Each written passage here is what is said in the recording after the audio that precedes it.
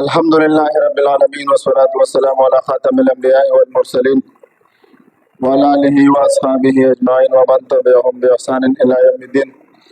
علماء کرامو درته الحق درسونه روان دي مغربي فکر فلسفه بیانېږي.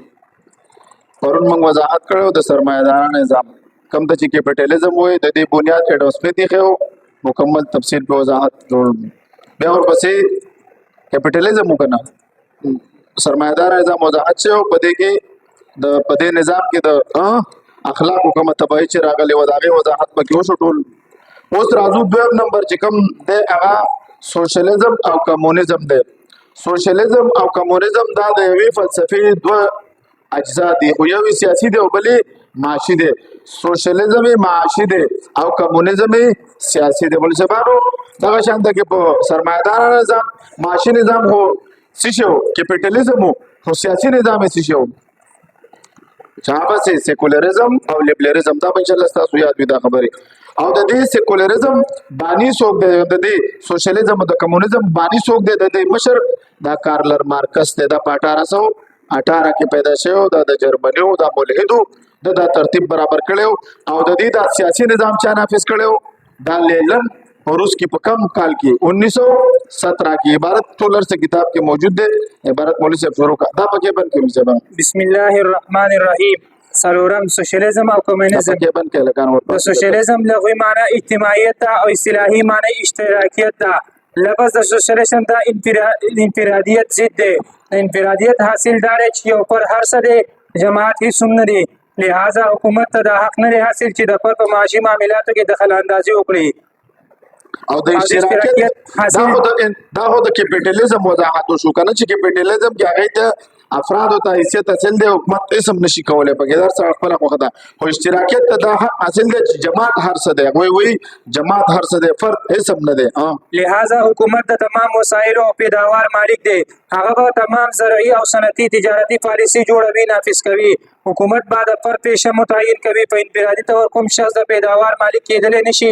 هیڅوک هم د چا د پیداوار مالک کېدل یو انسان نشي کېدلی. پوه شوې؟ په کمونیزم او سوشلیزم کې څه بنیادي فرق نشته دی. د یوې فلسفې دوه درجې دي، دواړه پیداوار د قومي ملکیت ګرځوي. البته کمونیزم چې دی دا سیاسي نظام دی او سوشلیزم معاشي نظام دی. نو د دې مطلب څه دی؟ کار د خپل استعداد مطابق او اجرت د خپل د ضرورت مطابق چې څونه ضرورت دی دا والا. د سوشلیزم ابتدا نو دا نظریه چې ایجاد کړی دا کارل مارکس چې دا 1818 کې پیدا شوی، په د تاریخ وفات دی 1883. دا د غټو غټو د دې چې د کوم د مشران دي د دې نمونه یاد ساتي او د دې تاریخ پیدایش دا یاد ساتي. دا په جرمني کې پیدا شوی دی. لکه د درې ورځې موږ دا کورس وکړو، ما ته سمرګری په کې دا شو هغه ماته چې الحمدلله تا په دې موضوع باندې یعنی مطالعه لري او په دې باندې نو مطلب دا چې دا تاسو ته یاد وي، نو تاسو په دې باندې مطالعه وي، تاسو چې بسونه مخکې خواري کوي او بل دا ساتي کدل ته انسان راشي. او موږ ته الحمدلله زموږ ټول تعلق د عربی سره د موږ ته آیاتونه وي په بل بیان کې او موږ ته حدیث مبارکه بغیر ډیر متاثر کیږو. کله چې تاسو د سکولونو یونیورسيټونو په دې ځای نو کې تاسو د فلسفي چړې نو هغه به چې والله دا سړی پکې پړه لیکه دی، دا نور پس نه په جمله معترضه په منځ کې رااله مولوي صاحبانو خبره دې پورې و چې تاسو دا بعضې خبرې ګټې ګټې یاد ساتئ. نو دا په 1818 کې پیدا شوی دی، 1883 کې دا د جرمنیو او دا د مذهب په لحاظ سره ملحد مولوي صاحبانو ملحد چې کومه نظریه پیش کی نو به د خیر نظریه وي نه لکه چرته به. سوشلیزم دا اقتصادي نظام دی، کوم پیداوار چې کیږي هغه د شخصي ملکیت په ځای د حکومت ملکیت ګرځي. دا د هر یو فرد ملکیت دومره پورې تسلیموي څومره چې د انسان ضرورت وي. د کمونیزم چې دی نو دا سیاسي نظام دی او سوشلیزم وضاحت پوه شو. دغه شان د لینن د کمونیست بنیاد حکومت بنیاد دا په کله 1917 کې په روس کې دا کې خودو د دوی عقاید او افکار چې دوی په ماده باندې ایمان لري، څه کوي؟ په ماده باندې ایمان لري او مابعد طبيعت چې څونه سيزونه دوی نه انکار کوي، جنت جهنم پولیسرات د دین انکار کوي. په دین او مذهب باندې پابندي لګول دا د دوی کار دی. الحاد پرول، خاندان ختم، ذاتی ملکیتونه ختم کړل، د اخلاق او خاتمه وګړه. انسان چې څومره لذت حاصلول شي تکړه شي سو کوي خپل لذتونه حاصل کوي. د سوشلیزم ابتدا وا اشتراکیت او دا یو نظریه د حیات د عبارت یو عمل شبه اشتراکیت یا سوشلیزم هم یو نظریه د حیات دا کوم چې د سیاست، معیشت، معاشرت او ما بعد طبیعت او تخیلات او عقایدو اکثر مختلف ده. شاباس. دې فلسفې په تاریخ انساني کې نوې طریقه د حیات متعارف کړه. قدیم دا د اشتراکي نظام پهلنې بانی ګوره د افلاطون دا خبر یاد ساتئ. خدا په دې جدید کې به کارل مارکس دا نافذ کړله. نو دوی دا ټول انسانیت هغه نظام چینج کو چې څونه ګوره دغه تیر شوي د نظریې هغې کې انسان د خپل څیز مالک و. لکه دا جام ستا دی د مالک دا لپټاپ ستا دی د مالک دوی هر څه تا نه غصب کړو. دا که تعالی درکوي نو به دا د حکومت چیز دی تی صرف استعمالوه چې ستا ضرورت پوره شو واپس راوړه. څومره چې نظریې دي د دې نظریې نه اکثر دا مختلف وو. د خلکو ټول ژوند دی ورسره تباه کړه مولوي صاحبانو. ځکه خو صدر بورس یلسن د روس صدر 2000 کې تېر شوی دی. هغه ویلي وو که چېرې د دې اشتراکي نظام دا تجربه موږ په افریقا کې کړې وه نو موږ به دونه 4 کاله دی څه وکړو دا تجربه وکړه خو پکې ناکامه شولو. په کوم کې چې انسان د هر قسم عقایدو او نظریاتو نه آزاد تصور کولی شي. دې فلسفې مذهب ختم کړو، خاندان یې ختم کړو، نجی ملکیتونه یې ختم کړل او هر قسم ظلمونه یې په معاشره باندې وکړل. موږ د دې تقابل بیانو سوشلیزم او د اسلام سره تقابل موږ تاسو ته بیانو. نور خو په دې باندې علما کرامو څه کړي دي کتابونه لیکلي ده په مطالعه کوي. اول نمبر په اسلام کې بنیادی حقیقت وجود د باری تعالی او عقیده توحید او رسالت او عقیده د قیامت ده. او په سوشلیزم کې عبارت و او په سوشلیزم کې د وجود باری تعالی انکار موجود دی او په ماده باندې ایمان لرل ته اولیت حاصل دی او دوی کارل مارکس خپل پیشوا ګڼي. کارل مارکس ته دوی د پیغمبر په نظر سره ورته ګوري. دا چې کوم د دې نه متاثر دي هغوی ورته چې القابات ورکوي بس خدا دا هغوی مشر دی نو هر سړی خپل مشر سره مینه کوي. دویم نمبر اسلام د هرې شعبې زندګۍ لپاره د انبیاء کرام علیه السلام په ښودل شوي اصولو باندې د ژوند تېرولو حکم کوي او سوشلیزم په هر قدم باندې د ماده پرستۍ رغبت ورکوي. د روحانیت سره د دوی څه تعلق نشته. پوه شوئ که نه د هرې شعبې اسلام تا ته په هر شعبه کې رهنمایي درکړې ده که هغه د اجتماعي معاملات دي او که انفرادي معاملات دي او د اصول او د انصاف فیصلې کړې ده د عدل فیصلې کړې ده. دوی څه کوي د دې نه دا محروم دي روحانیت نه. دریم نمبر اسلام دا ضامن دی او امن ضامن دی. اسلام د امن ضامن دی او خپل منونکو ته تلقین کوي چې د کوم انسان املاک او ځان ته به نقصان نه رسوي. المسلمو من سلم المسلمون یو داسې ګڼ نور احادیث په دې باندې موجود دي. او سوشلیزم د انسانانو املاک دا برباد کړل او د ځانونو زیان نه په لکونو خلک دوی څه کړل شهیدان کړل. 5 نمبر فرق په اسلامي زندګۍ کې محض د عقل او تجربه بنیاد د هر څه تعیین نه کېږي بلکې د شریعت په رڼا کې متعین کولی شي. او د سوشلیزم په نګاه کې هر څه د عقل په بېسري باندې متعین کولی شي. عقل ته د بیروني قوت ضرورت نشته دی. 5 نمبر په اسلام کې د الله تعالی حکم چلیږي او د شورایي نعمتونو نه مامور دی. او په سوشلیزم کې امریت موجود دی کوم چې د معاشرې سره هر قسم ظلم کوي. ډکټرشپ چې ورته ویل کېږي دا به صرف د یو سړي حکم چلیږي او څوک مخې ته نشي. 6 نمبر اسلام د فرد انفرادي حیثیت تسلیموي مګر د سوشلیزم په نظر کې د فرد کوم انفرادي حیثیت هیڅ کوم حقیقت نه لري. پوه شوئ که نه د اسلام د انسان انفرادي حیثیت تسلیموي لیکن هغوی دا نه تسلیموي. 9 نمبر اسلام د خو اخلاق او تهذیب اعلی داعی دی مګر د دې په مقابله کې سوشلیزم د ظلم او بد اخلاقۍ داعی دی. 8 نمبر اسلام دولت په منصفانه طور باندې تقسیم کولو سره په معاشره کې عدل قائم کړی دی مګر سوشلیزم تمام وسایل او دولت د حکومت په لاس کې ورکړي دي او عام انسانان یې بې اثره کړي دي. 9 نمبر اسلام د الله تعالی او د رسول صلی الله علیه وسلم محبوب او پسندیده دین دی مګر سوشلیزم دلیلا او کارلس مارکس ایجاد دی. کارلس مارکس 10 نمبر د اسلام مرکز مکه مکرمه او مدینه طیبه ده مګر د سوشلیزم مرکز بیجینګ او ماسکو دی. ماسکو د بیجینګ ښه دا هم ګوره دا خلک هم دغه دا خلک والا دي ګوره دا چینیان چې دوی موږ له مخکې وروسته کوي دا هم کمونیست دي که نه دا هم دهریان دي. 40 کروڑ نه زیات دهریانات د چین کې دي دا هم کمیونیست والا دي. او بس څه کې زموږ مشران ته اوس متاثره دي. دا زموږ سیاسي مشران دا کوم چې دا خلک دي ګوره دا خپل مشران یاد نه کوي. 10 نمبر د اسلام بنیادی ماخذ قرآن پاک احادیث مبارکه او فقه دي او د هغې قواعد او ضوابط په خپله خالق کائنات جوړ کړي دي مګر د سوشلیزم بنیادی کتاب سرمایه ده. دې بس سرمایه نه تاویږي راته ته څه ګټې دا مال راکوه بس ته دې 200 روپۍ له چې څونه خرچه کوي او نور دا کتاب او کتاب اصول دې ته بینیو د 1856 کې دا ورته کړی وه جوړه کړی بنیاد یې ولکې چې دا به کوئ دا به کوئ دې اصول دی دا اصول له متکن کړي. د 100 نمبر 12 نمبر اسلام د درگذر او معافي درس ورکوي. د فتح مکه نه وروسته کله چې فتح مکه وشوله نو نبی علیہ السلام سو فرمایي چې لا تسریبا علیکم اليوم، نن تاسو باندې هیڅ دغه نشته، ملامتیا نشته، ټول معاف کړو. دوی چې کله رااله هر څه ختم، ګرځې ختم کړل، جمعهونه ختم کړل، بس خانقاهګانې ختم کړې، اسلام ختم کو، عیسایت ختم کو، چې څونه مذاهب ټول خاندان ختم کو، په نکاح پابندي ولګول، ته بس بغیر د نکاح ښځې سره ژوند تېرول کو چې نه دی، بس ته سوچ وکړه. داسې ظلمونه وکړه. وسطي شیا ملکونه ټول والي، اذربایجان، ترکمنستان، تاجکستان، قرغستان، دی خوا چې څونه ملکونه دا ټول والي. الحمدلله افغانانو ولته یو غره ورکړو، ټول څه ولته تباہ او برباد کړو. سوویتینونه ولا ختم کو، ختم دی اوس الحمدلله نشته دی. دی ویل جا داسې ولکیره به راته وکړې و دنیا نه چېره بس سره لکیره موږ به راځو ټوله دنیا باندې.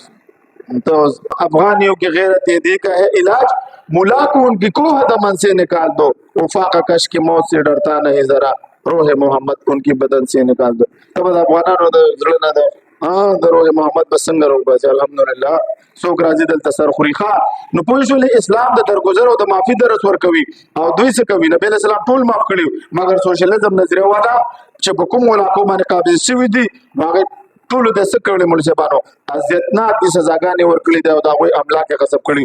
راځو پنځم نمبر شاخ ته چې هغه ایتیزم دی. ایتیزم دې ته چې کوم دا الحاد وایي، دهریت ورته وایي، دا هم د مغربي فلسفې یو شاخ دی. ور تاسو د الحاد رد کوئ نو اوس راورسېد دي ته تاسو دعوه جواب دعوه د الحاد تعریف موضوع غرض ویلې دی، خو دلته تاسو ته پته ولګېده. درې الفاظ دي دا زده کوئ، یو ایتیست دی، یو تیست دی، یو ډیست دی.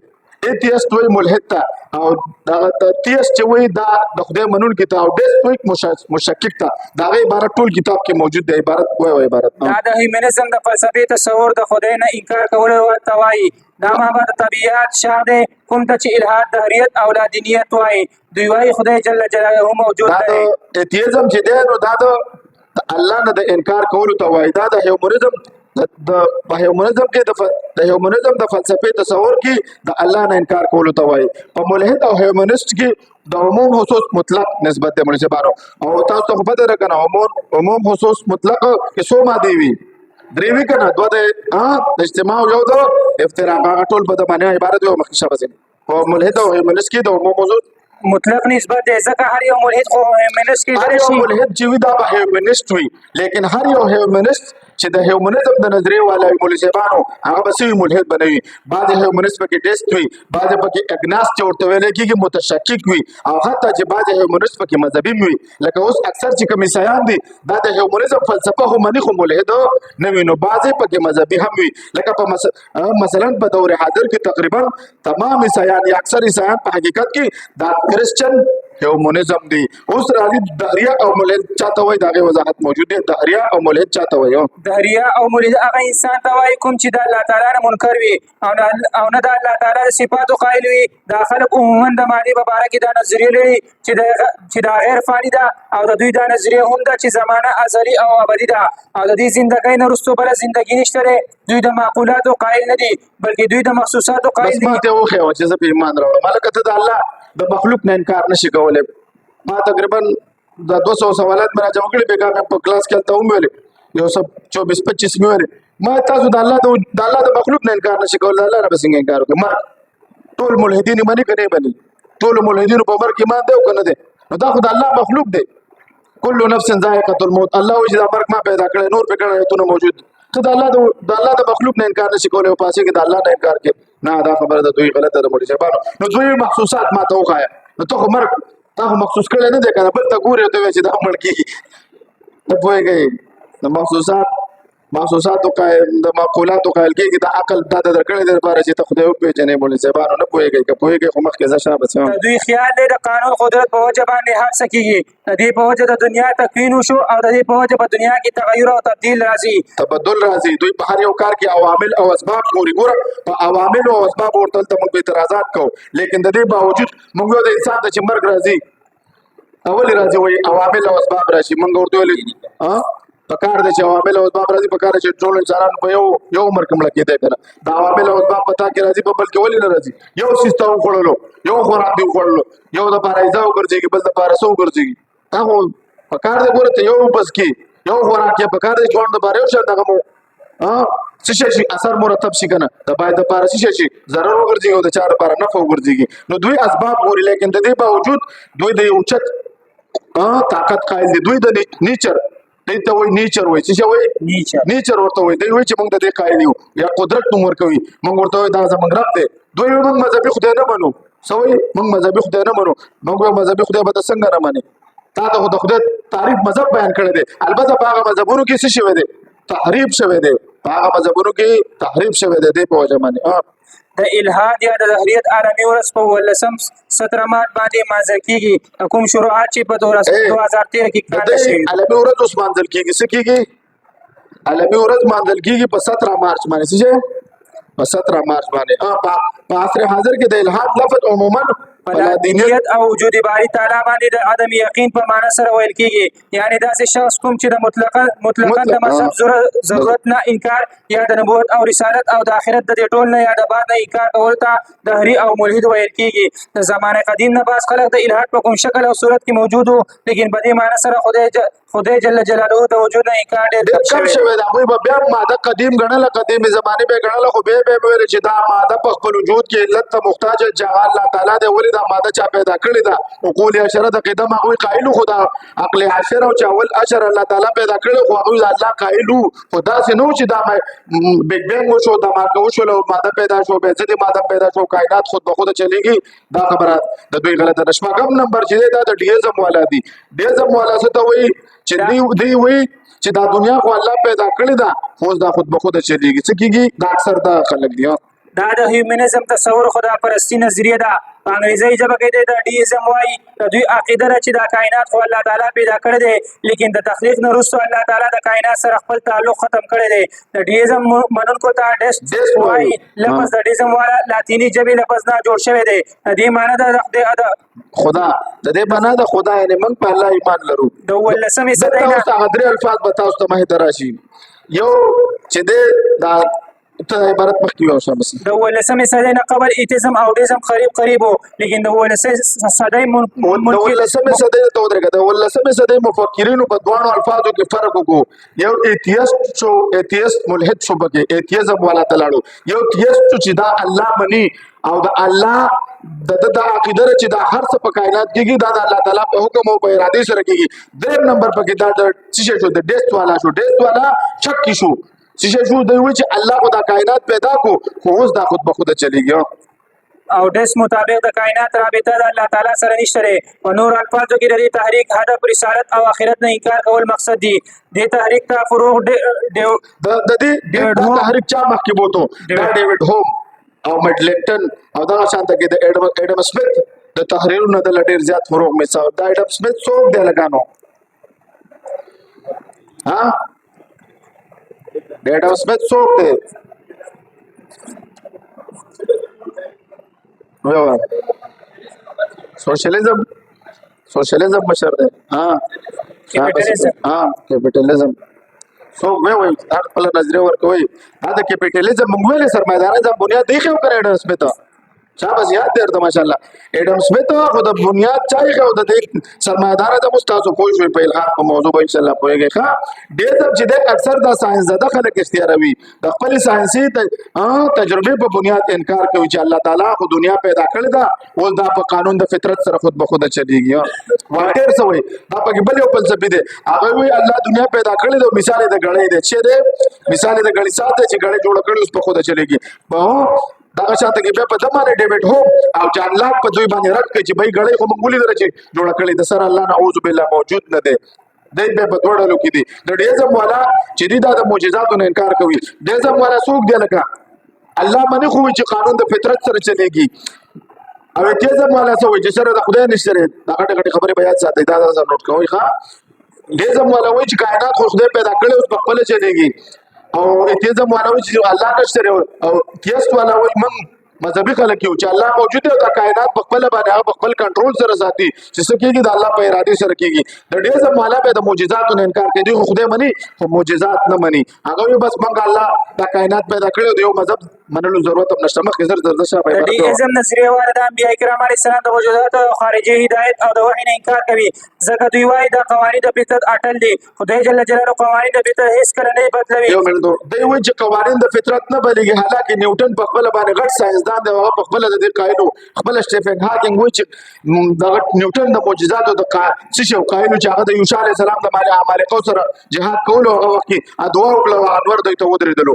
نو نیوټن د دې خبرو قایلو خو دوی وایي دا نه بدلېږي تاسو ورته قوانین د فطرت ولې نه بدلېږي راځه زه به ستاسو ساینسدانانو له ثابت کوم دی به تاسو ته راځي تاسو دې موضوع کې اوس نه ننوتئ تاسو ته خپله پته لګي د علم دپاره د انسان عقل کافي دی دی وایي د کوم په مدد سره چې انسان د خالق سره تعلق ساتلی شي د ډیزاین مطابق کائنات یو مدبر او اعلی خالق تخلیق کړی دی لیکن د خپل خالق د عرفان لپاره موږ ته د کوم مذهب په تعلیماتو باندې عمل کول ضرورت نشته دی پوه شوې که نه تمام مذاهب دا وایي پنډتانو او پادریانو مولیانو ایجاد کړي دي او دغه شانته کې زمیندارانو ایجاد کړي دا د دوی نظریه ده دا ټول اختراع دي موږ ته الله تعالی وایي عقل لا کړی دی موږ به د عقل په ذریعه سره د الله معرفت حاصلوو فرایډ څه وایي ما تحقیق وکړو دا یو بل یو فلسفي دی دا وایي د فرایډ وایي ما په خپله تحقیق وکړو د ماشومتوب نه د انسان په ذهن کې په لاشعوري کې دا خبرې اچولی شي چې یاره الله موجود دی او جنت موجود دی او دا غیر عقلي خبرې دي وایي ته ماشومتوب نه دا خبرې کې موږ یو نه ډېر خلک دي چې هغه کله بالغ شي هغوی تحقیق وکړي په مذاهبو کې بیا ایمان راوړي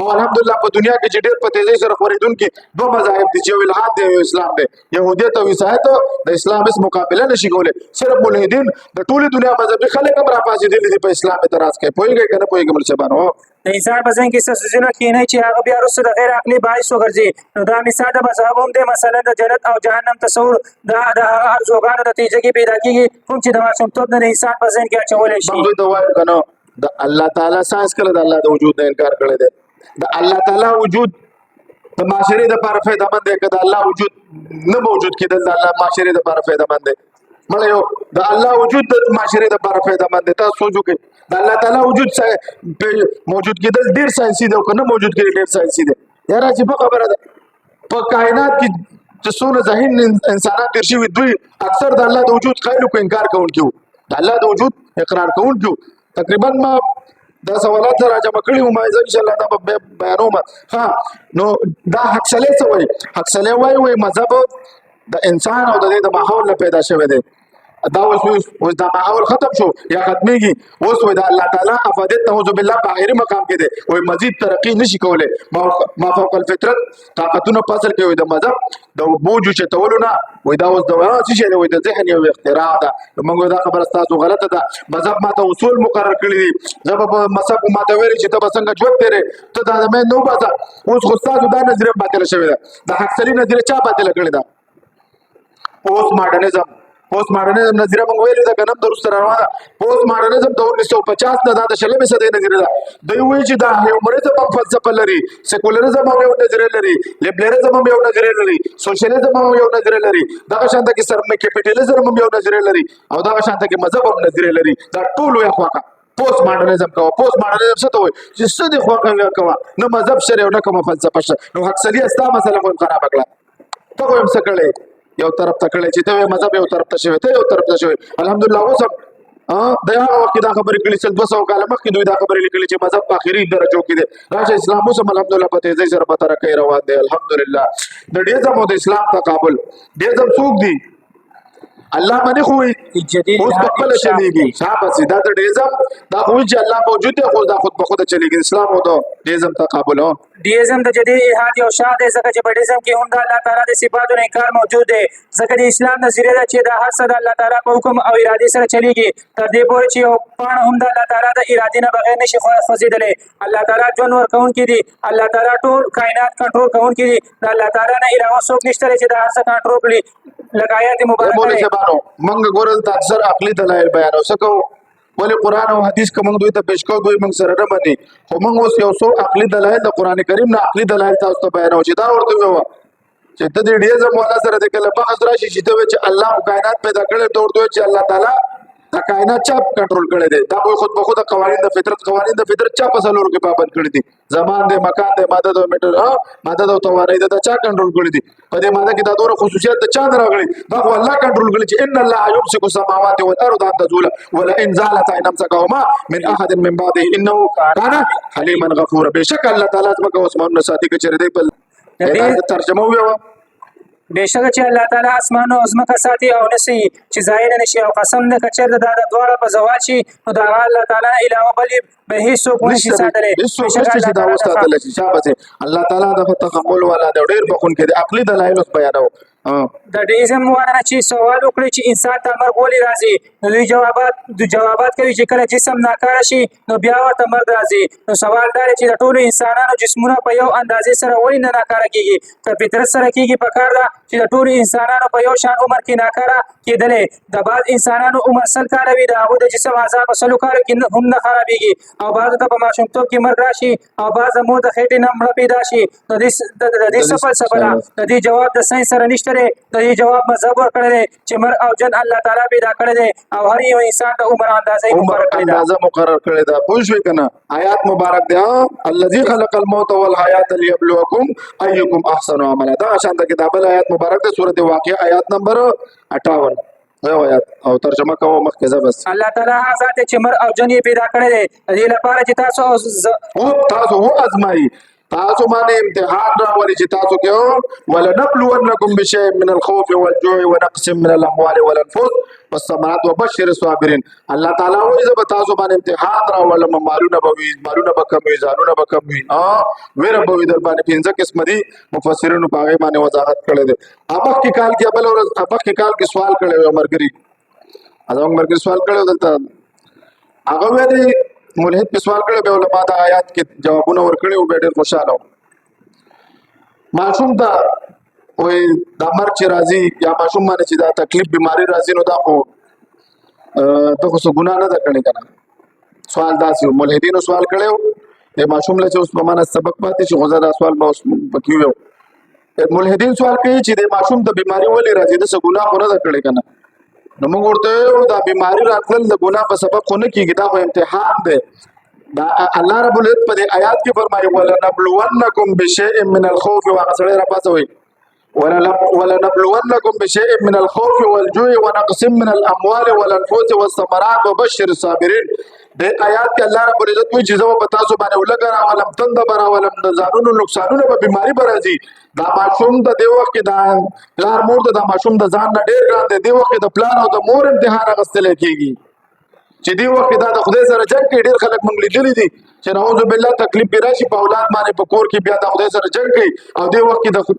کې الله تعالی د انسان امتحان اخلي د چا د پلار او د مور او دا غلطه خبره ده د ګناه په وجه باندې بیمار د ګناه په وجه بیماری راځي نو به ګرام څه ګناه کړی څه هغه معصوم دی حضرت ایوب علیه السلام څونه بیمارو د الله محبوب باندې بیماری نه ته څونه به ګرام چې راغلي دي نو هغه معصوم دی نو تاسو دا خبره غلطه ده چې د ګناه په وجه انسان بیماری کې دا امتحان دی ملزمانو پوه شئ نو موږ وایو چې الله تعالی مرګ او ژوند پیدا کړی سورۃ واقعه آیات نمبر 58 او عبارت اوس درو چې آیتونه پورا کوشا بس افارایتم ما تمنون تاسو ما ته خبر راکړی هغه نطفه چې تاسو یې دا انسان چې دا کله مباشرت وکي کورواله وکي دا نطفه چې د زنانه رحم ته لاړ شي انتم تخلقونه ام نحن الخالقون الله دې نطفه نه تاسو انسان پیدا کوي او کومنګ پیدا کوي الله تعالی دې کائنات د دې دنیا کې دا نظام چې جوړ کړي چې انسان پیدا کیږي کوم ملحد پیدا کیږي او کوم مسلمان وي دا به د انسان د سړی او د ښځې د نطفې نه پیدا کیږي دا الله شرط ګرځولې دی اوس یو سړی واده نه دی کړی دا سوال کوي چې خدای پاک مالا زوی راکړي